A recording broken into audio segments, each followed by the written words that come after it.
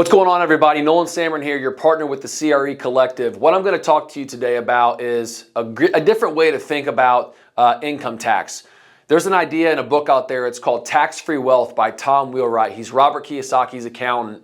And in this book, he goes over the fact that the government, believe it or not, is not out to get you. The government and Uncle Sam is not trying to just burn you with taxes for the rest of your life. You hear all the people on the news talking about tax the rich, this, that, and the other. Unfortunately, the most people that talk like that just don't understand how the tax law is written. Uncle Sam and the government and Congress, what they have done is created a list of incentives. They're trying to incentivize you and I, people that are in the United States, to have certain financial behaviors and take certain economic and financial decisions. And so what do I mean by that? So I'm going to call this, what's behind me, my incentive buckets. There's three ways that you and I can earn income. You have active income or W-2 income, which is you trading your time for money. It's candidly the highest tax income that there is, which is, again, trading your time for money. You have portfolio income, 1040 income, which is buy low and sell high. And then finally, you have passive income or K1 income, which is rental real estate, which is investing in energy or oil and gas or starting a business or things like that have income that's coming in from a passive source. Now, the biggest kicker here is, again, that the government, remember, the whole focus of this, if you can distill this idea down into basically one idea, is the government is using the laws to incentivize us to create economic activity and output.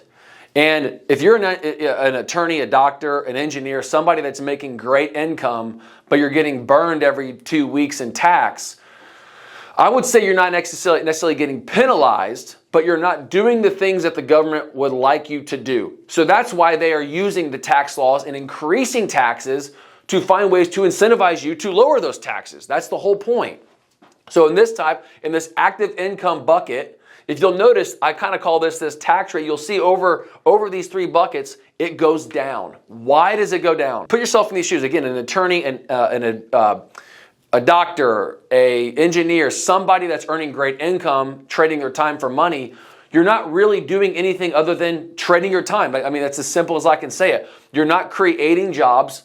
You're not putting any economic output other than meeting with the patient, doing a one-to-one sale or a one-to-one meeting, which doesn't really do anything for the entire economy.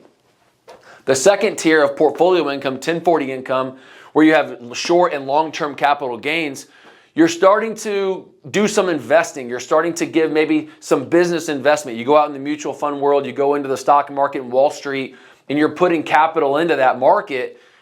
You're going to be rewarded with with short and long-term capital gains, which is different than income tax. And so and again, I'm not an accountant here. I'm not going to try and tell you what or how to live your life or whatever, but this is very broad, general understanding. Again, I read it in a book that you can study yourself. But again, it gets lower because you are investing capital and giving other businesses the ability to go out there and create economic activity, okay? And that's a good thing out of the gate, right? I mean, again, if you give money to a mutual fund, you're going to be exposed to lower income or capital gains tax because that business now has more funding to go out there and create more jobs or to invest in their business, right? So you're rewarded because you're giving other businesses the opportunity to use to go and invest more, to create more economic activity. You're kind of just a third party in that one. You're not directly involved in the business, but you are a financial partner in that business or a mutual fund or whatever. So that's kind of portfolio income where you buy low or you sell high. You get a deduction on the taxes that you're exposed to. This K1 or this passive income is really the best way to earn income that's out there. And the reason why that is, and this is where really the money is made in any investor and any investment, is because you're directly involved in creating jobs and creating economic output. So what do I mean? How am I explaining this?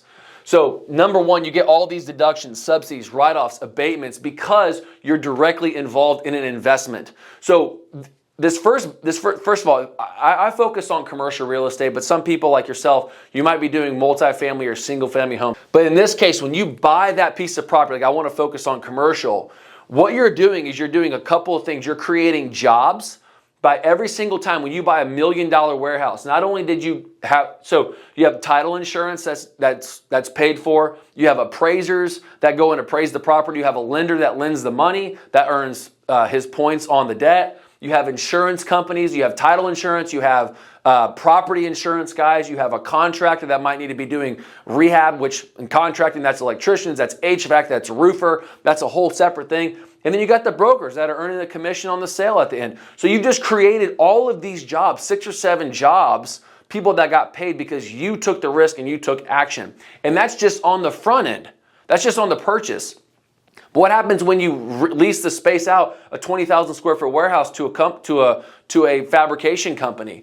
Not only are you leasing that space, but that business owner that's renting the space from you, he might have 10 employees. Those 10 employees all live in apartments or homes that all pay property taxes. They pay insurance on their properties. They earn income, which is income tax. They go out there and they purchase goods and for their family, which is creating sales tax. And think about this too. What about the companies that they maybe go and purchase or lease equipment financing, which is more going into the lender side, or they purchase equipment, which creates sales commissions on trucks and tractors and trailers. So you can think about it, you as the individual that's taking action and going after it, taking the risk to purchase real estate, you're creating this massive funnel of jobs and opportunities for people, and the government is willing to reward you for taking that risk. So let me give you another quick example. You know, whenever you hear people talking about a write-off or a deduction, imagine for a second that you and your family are going out to Hawaii and you spend the next, in the government, you're doing a business meeting, a family meeting, you spend $5,000, $8,000, whatever it is, flying out there, staying out there, eating, drinking, having a merry good time. And you go out there 5 years in a row, you're able to deduct that $5,000 against your income tax every single year. You don't pay a dime of tax on that $5,000 that you spent. Now, you might be thinking, well, what is the government getting from this? Why would the government allow you or really incentivize you to deduct a $5,000 expense every single year for your family vacation, right? That's what it sounds like on the surface. But if you spend over half of your time on those trips looking at property, potentially investing in a business, doing one of those things, the government will reward you by letting you write the whole thing off. So why?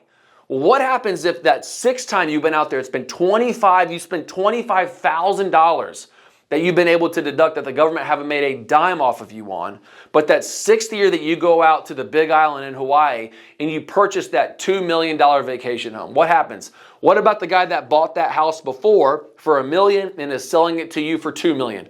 There is now a long-term capital gain exposure of $200,000 to that guy that just sold that property. So think about it. The government essentially invested $25,000. Now I know it's your money, of course, but they didn't earn any income on the $25,000 because they allowed you to keep that because you invested by taking your family on that vacation. But they had $25,000 that they were not able to take out of the gate in order to get a $200,000 capital gain down the road. That's an 8x return on their money if you think about it. I mean, that's a random example, but that's the reason why the government is incentivizing business owners, entrepreneurs, real estate investors, oil and gas, those types of people to go out and invest. And they will much rather allow you to keep more of your money because they know that there's a massive funnel underneath of jobs, of sales tax, property income tax, insurance, all of these things that are generated from you and me as the investors that are creating this economic output. So to sum this all up one more time, if you were on this far left side, you're a W-2er, you're not getting burned by tax regarding, you're not being penalized, you're just not doing the things that the government is looking for you to do. So therefore, you're not able to deduct. And actually, you can study this, but that's the whole point of how the tax law was before. When 1913, when the actual income tax was exposed or introduced, they weren't even taxed. They weren't using the laws as incentives. That's actually in the 50s when people were smoking and drinking. It was right after Prohibition, where they said, wait a minute, what if we just taxed alcohol and cigarettes because it's bad for the individual? That's when they started raising the sin tax on some of these, fun ideas that people were doing.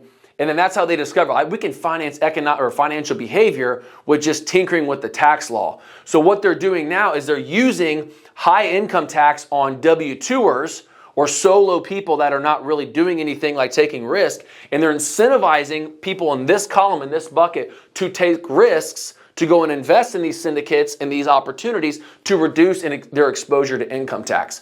So for you that's out there, the name of the game here is, if you want to stay in this bucket, be more than happy to do that. It's not but you're never going to get anywhere, because think about it, if you make $500,000, you're giving 200 grand to the government every single year. That's negative compound interest. That's 200 grand that will never work for you again. It's actually going to be working for somebody else for the rest of your life.